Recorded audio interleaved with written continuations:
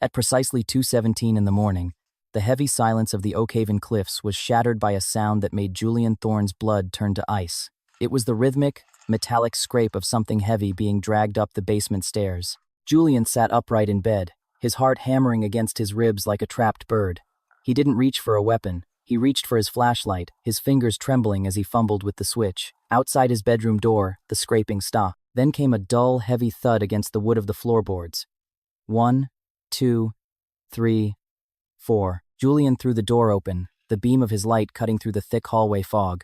There stood Barnaby. The Maine Coon looked monstrous in the shadows, his tuxedo fur matted, and his emerald eyes reflecting the light with an intensity that felt almost accusatory. At the cat's feet lay a rusted 6-inch industrial metal bolt. Barnaby didn't run. He didn't meow for food. Instead, he lowered his head and let out a growl so low and guttural it vibrated through the floorboards. It sounded like a human whisper, a desperate, raspy word caught in a throat full of gravel. Barnaby stared at the fourth plank of the hallway floor, then looked up at Julian, his tail lashing once, twice before he turned and vanished back into the darkness of the stairs. Julian stood frozen, staring at the rusted bolt. Why would a cat descend into a damp, dark basement every night to find a piece of scrap metal? Why did he drop it at the exact same spot, at the exact same minute, every single night for the last 14 days?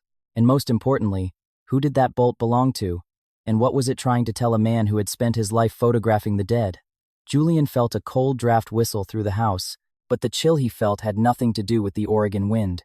Julian Thorne was a man who understood the language of silence. For over a decade, he had worked as a lead photographer for the state police, capturing the grim details of crime scenes. He was a man who saw the things others turned away from. But 2 years ago, the crime scene was his own life. His younger sister, Clara, had been killed on a rainy night just 3 miles from this house. It was a hit and run.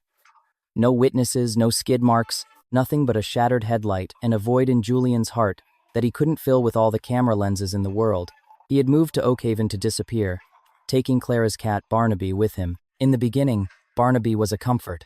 He was a piece of Clara that was still breathing. The cat was usually gentle, a silent companion that sat on the workbench while Julian meticulously repaired 1950s Leicas and Nikons. But as the second anniversary of Clara's death approached, Barnaby changed. The cat stopped purring. He stopped sleeping at the foot of Julian's bed. He became a ghost in the house, a shadow that moved with a purpose Julian couldn't comprehend.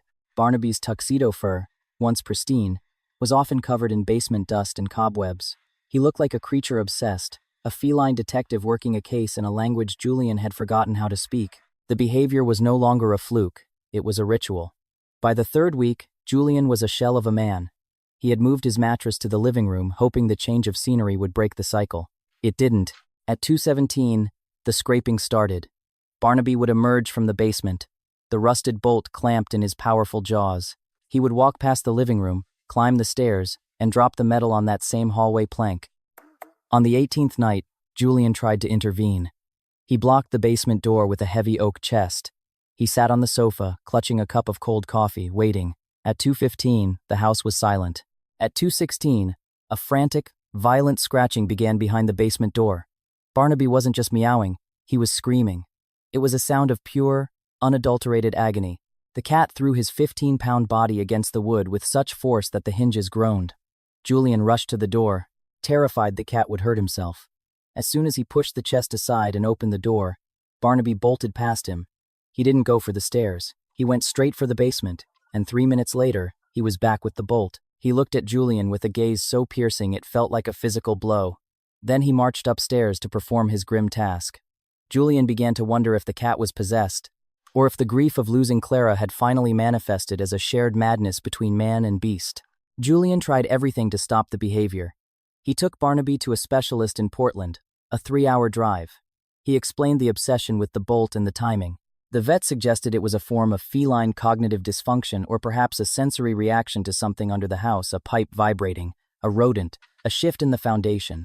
Julian changed Barnaby's diet to a high-protein blend designed for brain health. He bought pheromone diffusers that were supposed to calm the most anxious of animals. He even tried locking Barnaby in a large, comfortable travel crate in his bedroom. The result was heartbreaking. Barnaby stopped eating. He stopped grooming himself. He sat in the crate and stared at the door, his eyes wide and glassy. He didn't make a sound, but the silence was worse than the screaming. It was the silence of a creature that had given up on being understood.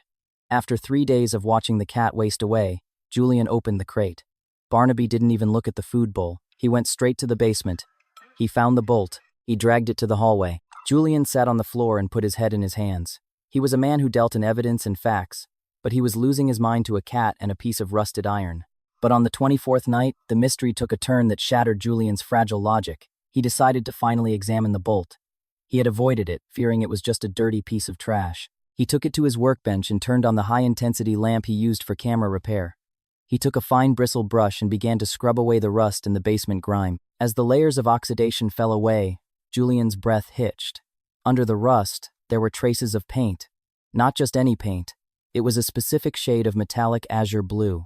It was a custom color used on 1969 Mustang Boss 429 models. Julian's heart began to race. He remembered the police report from Clara's accident. One of the few pieces of evidence they had was a tiny flake of blue paint found on Clara's coat. The police had checked every local registration, but they had found nothing. They were looking for a modern car. Something common. Before I go any further into the dark history of this metal bolt, if you find yourself captivated by mysteries that hide within the bonds of humans and animals, please take a moment to like this video and subscribe to the channel. It truly helps me bring these untold stories to light. Julian's hands were shaking as he pulled out his old forensics kit from the closet. He hadn't touched it in years. He took a macro lens and photographed the bolt from every angle. It wasn't just an industrial bolt. It was a specialized suspension bolt, the kind used to hold a heavy stabilizer bar in place. And there, near the threading, was a deep, jagged gouge. It looked like the metal had been sheared off by a massive, sudden impact. Julian spent the rest of the night in his basement, crawling through the damp dirt of the crawlspace with a powerful work light. He looked for where Barnaby was finding the bolts. In the far corner, near the foundation of the old house, he found a hole. It wasn't a natural hole. Barnaby had been digging. Julian reached in and pulled out a handful of dirt. His fingers hit something hard. He dug further and found a small, rotted leather pouch. Inside was a set of keys with a keychain that made Julian's heart stop. It was a small silver camera. It was Clara's spare set of keys. She had lost them months before she died. Why were they buried in the dirt under the house? And why was Barnaby bringing him pieces of a car that matched the one that killed her? Julian realized that Barnaby wasn't just a cat Clara had found at a shelter. Barnaby had been with her that night.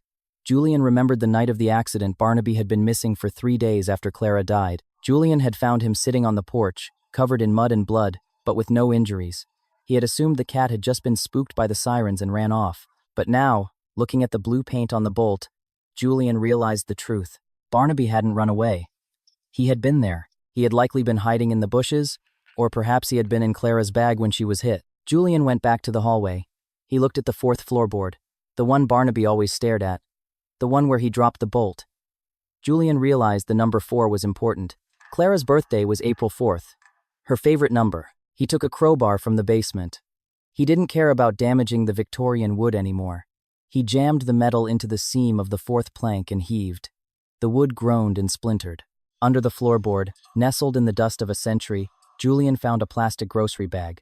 It was yellowed and brittle. Inside was something heavy and flat. Julian reached in and pulled it out. It was a license plate. It was bent, twisted, and covered in dried, dark stains. It was an out-of-state plate from California, and on the back of the plate, there was a smear of blue paint that matched the bolt. Julian's mind reeled. How did this get here? Then he saw the small, dried scratches on the underside of the wood. Barnaby had dragged this plate here. He had dragged it through the vents or the crawl space and pushed it under the loose board. And for 2 years, Julian had been walking over the evidence that would solve his sister's murder.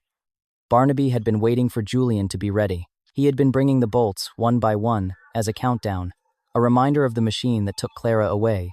Julian didn't call the local police. He called his old partner at the state forensics lab. Within 2 hours, a team was at the house. They took the plate, the bolts, and the keys. The investigation moved with a speed Julian hadn't seen in years. The license plate was registered to a man named Marcus Vane, a wealthy collector of vintage cars who lived in a gated estate 30 miles north of Oakhaven. The forensics team found that Vane had reported his 1969 Mustang stolen the day after Clara's death. He claimed it was never recovered. But when the police raided Vane's private garage, they found the car hidden behind a false wall. It had been repaired, but not perfectly.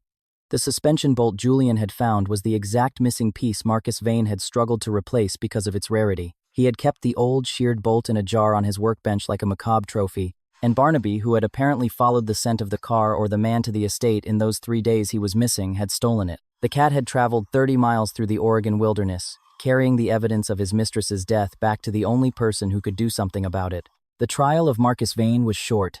The evidence was overwhelming. The license plate found under Julian's floorboards had Vane's fingerprints etched into the grime on the back. It turned out Clara had seen Vane speeding and tried to take a photo. When he hit her, she had been thrown against the front of the car, and in her final moments of strength, she had grabbed the plate and kicked it loose. Barnaby had stayed by her body until the car sped off. Then he had tracked the scent of the blue paint to Vane's estate, retrieved the sheared bolt that had fallen, and eventually found the plate Clara had hidden in the bushes before the police arrived. The cat had carried those pieces of the truth home, waiting for the man who photographed the dead to finally see the living evidence right in front of him. After the sentencing, the house in Oakhaven felt different. The fog seemed to lift from the cliffs, and the air in the hallway no longer felt heavy with the scent of rust. Barnaby changed too. The night the verdict was read, 2:17 in the morning came and went in total silence. Julian stayed awake, sitting on the 4th floorboard waiting. But there was no scraping, there was no growl. Instead, Julian felt a soft, heavy weight press against his side. Barnaby walked up to him, his green eyes calm and clear. The cat didn't have a bolt in his mouth. He had a small, tattered cloth toy, a catnip mouse that had once belonged to Clara. He dropped it on Julian's lap and let out a long, vibrating purr that sounded like a weary soldier finally coming home from a long war. Julian pulled the massive cat into his arms and wept. He wept for Clara. He wept for the years he spent in anger. And he wept for the tuxedo cat who had carried the weight of justice on his back when no one else would. 3 months later, Julian opened a small gallery in town.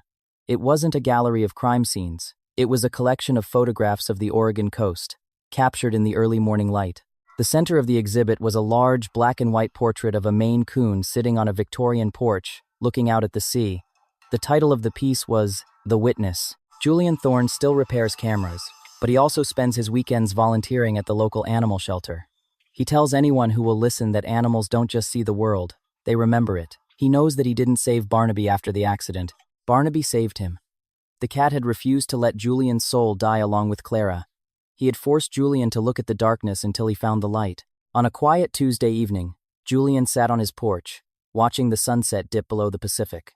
Barnaby sat beside him, his tattered ear twitching at the sound of the gulls.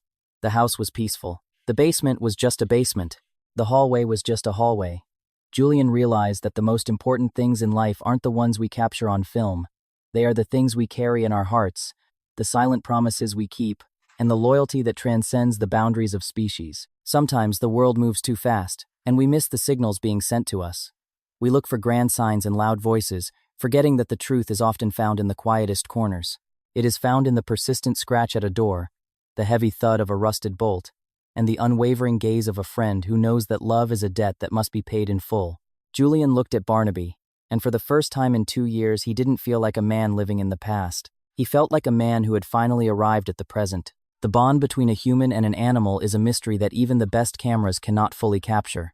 It is a thread of silver and gold that connects us to the essence of what it means to be alive.